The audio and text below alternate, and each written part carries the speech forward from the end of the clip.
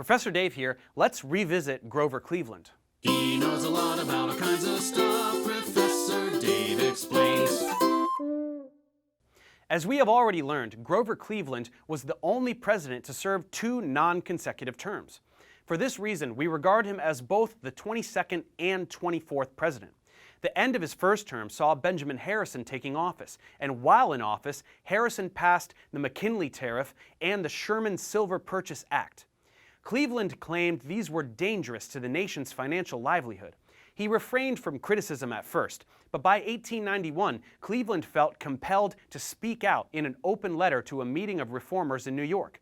This silver letter put Cleveland back in the arena just as the 1892 election was approaching.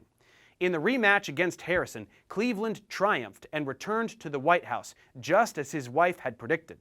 Yet, just as Cleveland's second term began, the Panic of 1893 produced a severe national depression caused by Harrison's disastrous monetary policies, exactly as Cleveland had predicted.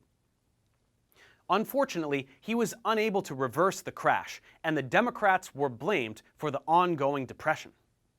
When Cleveland declined to run for a third term, the Democrats ran the agrarian populist William Jennings Bryan against the Republican William McKinley, who won in a landslide with a political realignment that ushered in the progressive era. Cleveland was a competent policymaker, but critics complained he had little imagination and seemed overwhelmed by the nation's economic disasters, the depressions, and strikes in his second term.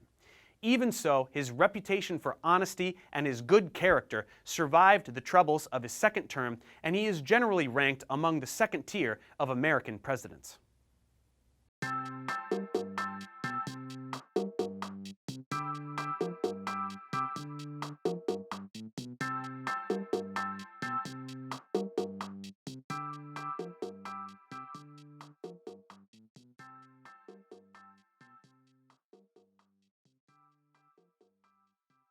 Thanks for watching, guys. Subscribe to my channel for more tutorials. Support me on Patreon so I can keep making content. And as always, feel free to email me, ProfessorDaveExplains@gmail.com.